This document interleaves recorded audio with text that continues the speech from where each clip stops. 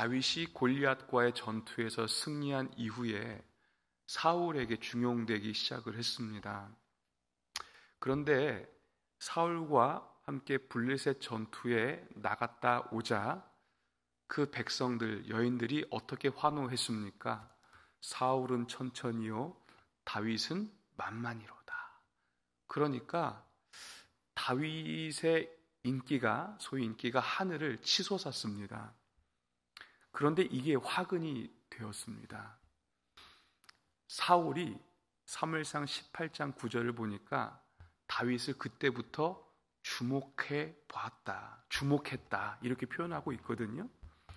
이 주목한다라는 이 표현이 그냥 쳐다보다, 자세히 보다 이런 정도가 아니라 이게 히브리 단어 2개로 표현되어 있습니다. 하나는 사악하다라는 표현이고 하나는 질투심으로 지켜보다, 이런 표현이 합쳐져서 한글 표현으로 주목하다 이렇게 표현을 하고 있는 거예요. 그러니까 그것이 계기가 되어서 사울이 다윗을 어떻게 봤다고요?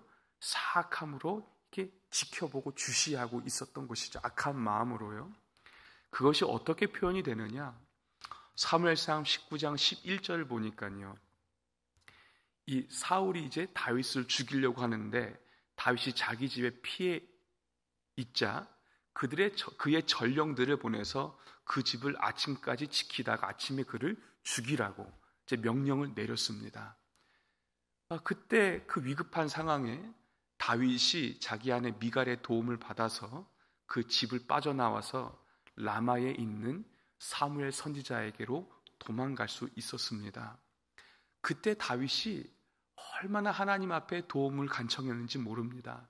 오늘 우리가 읽은 이 본문이 그것을 배경으로 하고 있는 것입니다. 하나님, 나를 살려주십시오. 하나님, 나를 건져주십시오. 원수들이 나를 애워싸고 있습니다.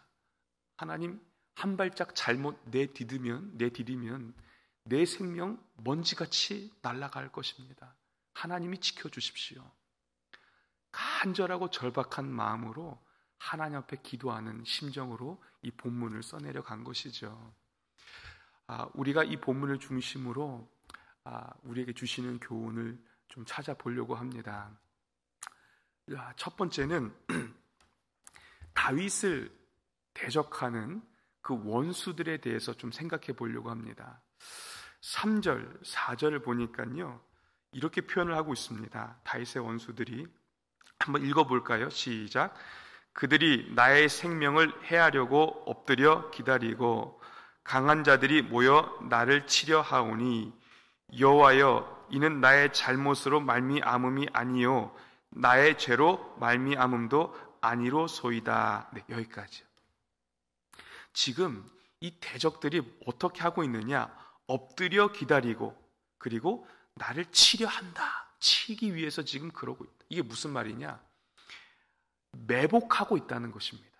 매복하고 치려 한다는 것은 갑자기 뛰어들어 공격하기 일보 직전이라는 표현을 지금 다윗이 하고 있는 것이죠. 4절에도 그들이 달려와서 스스로 준비하오니, 달려온다라는 것은 정말 자기를 해하기 위해서 지금 진격한다라는 전쟁 용어입니다. 준비한다는 것도 진열을, 싸우기 위해서, 전쟁하기 위해서 진열을 갖춘다라는 의미가 있는 것이죠. 그러니까 지금 그 원수가 자기를 매복하고 기다리고 때를 노리면서 자기를 해하려고 하고 있다라는 것을 하나님 앞에 말씀하고 있는 것입니다. 그런데 이것이 꼭 무슨 이미지를 그리느냐? 사자가 사냥감을 이렇게 몰아서 잡는 그러한 이미지를 그리고 있습니다. 우리가 내셔널 지오그래픽 이런 데 보면 맹수가 사냥감을 이렇게 잡는 것을 종종 보여주는데, 사자가요, 예를 들어 사자가 사냥감을 잡을 때 그냥 막 아무렇게나 뛰어가서 잡지 않습니다. 목표물을 발견하면 자기 몸을 숨기고 자기의 냄새가 그 사냥감에게 흘러가지 않기 위해서 그 사냥감을 정면으로 바라보고 맞바람을 맞죠. 그리고 조심조심 최대한 가까이 다가가서 매복해서 기다리고 있다가 때가 되면 갑자기 달려들어서 그 목을 물어 숨통을 끊어 놓습니다. 네. 지금 보시면 이 대적이 이러한 이미지를 갖고 다윗을 잡기 위해서 기다리고 있다라는 것을 다윗이 고백하고 있는 것입니다. 그런데 그들의 무기가 무엇인가? 6절, 7절을 보시면 이 대적들을 지저대는 개들로, 침을 질질 흘리면서 날카로운 이빨을 드러내는 개들로 표현을 하고 있는데, 그들이 7절을 보시면 그들의 입으로는 악을 토하며 그들의 입술에는 칼이 있어 이르기를 누가 들으리요 하나이다. 그러니까 그 입에 칼과 같은 말로 다윗을 대적하고 있다는 것인데, 12절에 그 말의 구체적인 이야기를 하고 있습니다. 표현이죠. 12절 한번 읽어볼까요? 시작. 그들의 입술의 말은 곧 그들의 입의 죄라. 그들이 말하는 저주와 거짓말로 말미암아 그들이 그 교만한 중에서 사로잡히게 하소서. 아멘. 그러니까 그들의 입에서 내뱉는 모든 악한 말의 특징이 무엇인가? 저주와 거짓말이라는 것입니다. 그러니까 지금 다윗을 공격하는 대적들이 마치 맹수와 같이 자기를 잡으려고 사냥하려고 기다린, 그런데 그들이 가진 무기가 무엇이냐? 이 입에 악한 말에 있다는 것입니다. 사람이요, 무기로 찔러야만 죽는 것이 아닙니다. 그죠? 말로 그 영혼을 찌를 수 있고 뼈를 상하게 할 수 있고 피를 말릴 수 있는 것입니다. 물리적으로 때려야만 폭행이 아니죠. 그 악한 말로 얼마든지 사람을 피폐하게 만들 수 있고 죽음으로 내몰 수 있는 것입니다. 그만큼 우리 입의 말의 권세가 대단한 것이죠. 그런데 우리가 성경을 가만히 살펴보면 하나님과 그 백성을 대적하는 원수들은 공통적인 특징이 있는데 그 입에 악한 말에 있다는 것입니다. 예를 들자면 느헤미야가요, 자기 동족이 환난을 당하고 성문과 성벽이 불탔다 함을 듣고 금식 기도하면서 하나님의 도우심을 구하죠. 그래서 자기가 책임자가 되어서 예루살렘으로 귀환하게 됩니다. 그때 그 성문과 성벽을 재건하는 사업을 막는 자가 있었으니 산발락과 도비아와 게셈이라는 인물입니다. 그들이 했던 방법이 무엇입니까? 그 느헤미야를 조롱하고 무시하는 말을 내뱉고요. 느헤미야 6장을 보니까요, 돈으로 사람을 매수해서 거짓 예언을 하면서 이 느헤미야를 위협하고, 그죠? 느헤미야가 그 하려고 하는 그 일이 좌초되도록 필사적인 노력을 다했다는 것입니다. 그 입의 거짓말입니다. 뿐만 아니라 스데반도 그렇습니다. 하나님의 복음을 전하는 그 스데반, 더 이상 그 입의 말을 막기 위해서 사도행전 6장을 보니까 사람들을 매수해서 거짓 증인들을 세우죠. 그가 모세와 하나님을 모독했다. 예수님도 어땠습니까? 대제사장들과 공회가, 그죠? 거짓 증인들을 매수해서 어떻게 하면 예수님을 죽일까? 혈안이 되었던 것 아니겠습니까? 그러니까 하나님과 그 백성을, 그 복음을 대적하는 그 악한 자들의 공통적 특징이 무엇이냐? 그 거짓된 혀, 그죠? 그 악한 말에 있다는 것을 우리가 생각해 볼 수 있는 것입니다. 그러면 두 번째 생각해 볼 것은 이 본문에 나타난 이 대적들의 실체가 그러면 과연 무엇인가? 아니, 목사님, 오늘 우리에게는 이러한 전쟁이 없는데요, 이러한 대적들이 나를 애워싸서 내 생명을 해하려고 빼앗으려고 하는 상황이 나에게 없는데요, 그렇기 때문에 오늘날 이 실체를 알아야, 그죠? 우리가 이것을 가지고 기도하고 씨름할 수 있는 것이죠. 이 실체가 무엇인가? 아까 살펴봤듯이 맹수처럼 웅크리고 앉아 우리의 목숨을 노리고 또 그 거짓된 말로 위협하고 하나님의 백성이 엎어지고 꼬꾸라지게 만드는, 이것은 우리가 너무나도 잘 알 수 있는 것입니다. 예수 그리스도의 그 왕권과 그 나라를 대적하는 마귀라는 그 실체라는 사실 생각해 볼 수 있습니다. 우리 베드로전서 5장 8절 말씀을 한번 화면을 통해서 보시겠습니다. 시작. 근신하라 깨어라 너희 대적 마귀가 우는 사자같이 두루 다니며 삼킬 자를 찾나니. 네, 아멘. 보세요. 여기서 대적이라는 것은 법정 소송 용어입니다. 그러니까 소송을 진행하는 상대방을 얘기하는 것이죠. 이 소송은 반드시 이겨야 되는 것 아닙니까? 대적 중에 최고의 대적이라는 것을 성경이 말씀하고 있습니다. 그런데 우는 사자와 같이 두루 다니며 삼킬 자를 지금도 찾고 있다. 마귀가요. 네. 성도가 이 땅을 살아가면서 간과하는 것이 있는데 하나님은 졸지도 아니하시고 주무시지도 아니하시고 자기의 백성들을 불꽃 같은 눈동자로 보시고 지키시죠. 그러나 동시에 마귀도 그렇다는 것입니다. 마귀도 잠도 자지 않습니다. 어떻게 하면 하나님의 백성을 꺾을까? 어떻게 하면 그 교회를 흔들어 놓을까? 어떻게 하면 그 말씀의 길에서 이탈하게 만들까? 마귀도 쉬지도 않고 졸지도 않고 잠도 자지 않고 24시간 하나님의 교회와 성도들을 흔들려고 그러고 다닌다는 것입니다. 이 마귀의 실체라는 것이죠. 그런데 그 마귀가 가진 무기가 무엇입니까? 우리 요한복음 8장 44절 말씀 함께 읽겠습니다. 시작. 너희는 너희 아비 마귀에게서 났으니 너희 아비의 욕심대로 너희도 행하고자 하는지라. 그는 처음부터 살인한 자요 진리가 그 속에 없으므로 진리에 서지 못하고 거짓을 말할 때마다 제 것으로 말하나니 이는 그가 거짓말쟁이요 거짓의 아비가 되었음이라. 아멘. 지금 마귀가 가진 무기가 무엇이라고 말하고 있습니까? 거짓말이라는 것입니다. 제일 잘하는 것이 속이는 거예요. 거짓말입니다. 우리가 성경을 가만히 한번 생각을 해보세요. 그 뱀이 아담에게 찾아가서 뭐라고 했습니까? 하나님이 너 반드시 죽는다고 했지? 그러나 안 죽어. 그리고 하나님처럼 선악을 알게 될 거야. 이렇게 얘기하는 것이죠. 이게 다 거짓말입니다. 그리고 선악을 안다라는 말은 선악을 아는 권능은 하나님밖에 없죠. 그런데 선악을 알게 된다는 것은 그가 하나님처럼 절대 재판관의 자리에 앉게 된다라는 것입니다. 다시 말하면 그가 너도 하나님처럼 될 거야 하는 얘기를 하는 것이죠. 그런데 하나님께서 우리에게 요청하신 것은 너희가 재판관 되라고 말씀하신 것이 아니라 하나님의 형상과 모양대로 창조된 백성들이 그 땅에 충만하도록 생육하고 번성하고 다스리고 하나님이 주신 이 에덴을 지키라고 말씀하신 것입니다. 재판관 되라고 말씀하신 것이 아니죠. 그죠? 예수님께서 시험을 받을 때에도 마찬가지입니다. 예수님은 두 번째 아담으로 오셨습니다.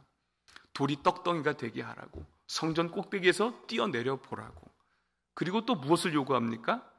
이 천하 만국을 영광을 보여주면서 나에게 경배하라고. 그러니까 이 십자가의 길을 가지 않아도 영광 얻는 자리를 너에게 주겠다고 마귀가 꼬드기는 것입니다. 무려 시편 91편 11절 12절 하나님의 말씀까지도 인용을 하는 것입니다. 그러니까 맥락이 똑같은 것입니다. 거짓으로 유혹하면서 하나님의 사람이 지켜야 될 것, 가야 할 길을 가지 못하고 그 자리에서 이탈하게 만들어서 하나님의 백성답게 살지 못하고 하나님께서 주신 그 동산을 지키지 못하게 하는, 정말 수단과 방법을 가리지 않고 그 거짓으로 위협하고 고꾸라뜨리는 이 마귀의 실체를 우리가 성경을 통해서 발견하게 되는 것입니다. 오늘 본문도 그렇습니다. 다윗은 오실 예수님의 예표입니다. 지금 거짓 대적자들이 그 다윗의 왕권과 그 나라를 초반부터 무너뜨리려고 그렇게 애를 쓰는 것 아니겠습니까? 오늘도 그렇죠. 우리가 살아가는 모든 삶 속에서 우는 사자같이 쉬지도 않고 때로는 위협하고 때로는 광명의 천사로 우리에게 다가와서 하나님의 말씀에서 이탈하고 벗어나고 그 삶의 자리를 지키지 못하게 만드는 마귀의 그 공격이 오늘도 우리 가운데 실시간으로 나타나는 것 아니겠습니까? 그럴 때 성경은 우리에게 어떻게 살라고 하느냐? 우리 마지막으로 에베소서 6장 11절 말씀 화면으로 보시겠습니다. 시작. 마귀의 간계를 능히 대적하기 위하여 하나님의 전신 갑주를 입으라. 아멘. 간계라는 말은 속임수라는 말입니다. 마귀의 거짓이란 말이에요. 이것을 능히 대적한다. 대적한다라는 말보다 대하여 서다라는 의미가 더 정확할 것입니다. 이게 유사한 의미지만 마귀의 속임수를 분별하고 그것을 대적하기 위해서 무엇이 필요하다고요? 하나님의 전신갑주, 소위 하나님의 복음으로 무장하고 있으라고 지금 성경이 명령하고 있는 것입니다. 하나님의 복음으로 무장하고 있을 때에 이것이 진리인지 거짓인지 참인지 아닌지가 분별이 되는 것 아니겠습니까? 아까 말씀드렸잖아요. 마귀도 말씀을 인용한다니까요. 광명의 천사로 다가온다니까요. 그럴듯한 합리적인 논리로 성도들에게 찾아와서 하나님의 말씀을 따라가지 못하게 만드는 것입니다. 마귀의 간계를 능히 대적하기 위해서 하나님의 전신갑주를 입으라. 오늘날요, 이게 안 되니까 참 이 세상이 혼돈 가운데, 혼란 가운데 있습니다. 사사기 21장 25절 말씀 다 아시잖아요. 왕이 없으므로 사람이 자기 소견대로 행하니라. 이게 무슨 말입니까? 자기 소견대로 행한다라는 것은 자기가 선과 악의 재판관이 된다라는 것입니다. 마귀가 아담을 유혹한 그 맥락과 전혀 다르지 않습니다. 그 죄의 결과로 하나님 자리에 가고 싶어하는 인간의 죄악된 근성, 그 본성을 여실히 드러내는 것입니다. 그것은 어떤 특징을 갖고 있느냐? 기준이 없어요. 그죠? 절대 기준이 없습니다. 모든 기준이 선악을 판단하는 재판관인 나에게 있는 것입니다. 그 증거들이 오늘도 여실히 나타나는 것 아닙니까? 우리가 잘 아는 것, 이 동성애를 합법화하니까요, 참 많은 우려들이 생기는데요. 이 동성애를 한번 인정하고 나니까요, 또 어떤 요구들이 일어납니까? 소위 소아 성애자들이요. 그러니까 아동을 성적 대상으로 여기는 사람들이 이것도 인정해달라. 이 동성애를 인정했으면 이 소아 성애자인 나의 성적 취향도 인정해달라. 이런 얘기들이 이제 일어나고 있잖아요. 뿐만 아니라 일부 다처제도 인정해달라. 이 결혼의 축인 남자와 여자가 합법적으로 결혼하는 것, 이것을 넘어서 동성과 동성 결혼하는 것을 인정했다면 다른 것을 인정하지 못할 이유가 뭐가 있겠냐 이것입니다. 태국에서는 남자 3명이 결혼식 하는 일도 있습니다. 들어보셨는지 모르겠습니다. 제가 실예로 하나 이렇게 들은 거지만 자기가 재판관이 된 절대 진리가 기준이 되지 않는 그 사람들의 삶의 모습이 세상에 만연할 때에 이렇게 질서 없는 순리를 영리로 치환하는 그런 일들이 난무하다는 것입니다.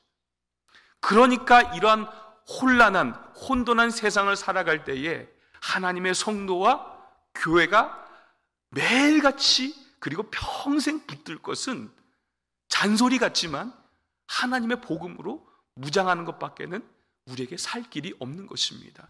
내가 주를 바라보나이다, 이게 다른 얘기가 아닌 것이죠.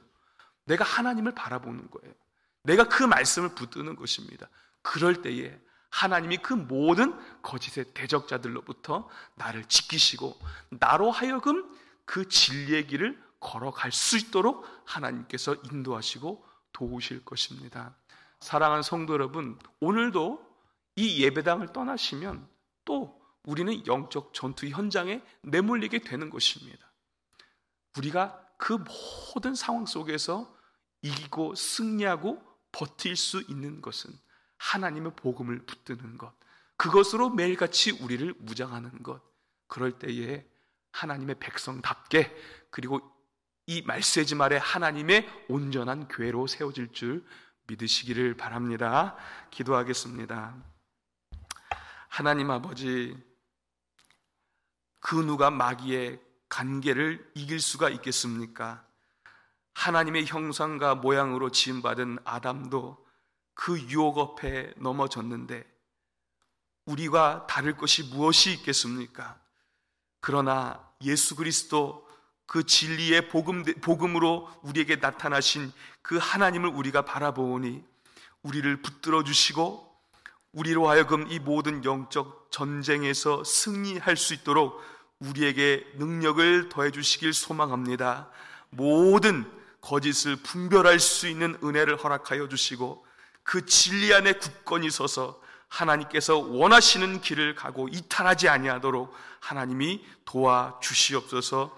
하나님, 여러 가지 기도 제목을 가지고 하나님 앞에 나온 성도들을 불쌍히 여겨주시고 나의 욕심대로 구하지 않게 하여 주시고 성령께서 하나님 아버지의 뜻을 알려주셔서 하나님의 뜻을 간구하고 그 하나님의 서원을 내 뜻으로 품고 간절히 하나님 앞에 구할 수 있는 이 아침 될 수 있도록 은혜를 더하여 주시옵소서. 감사드리며 살아계신 예수님 이름으로 기도하옵나이다. 아멘.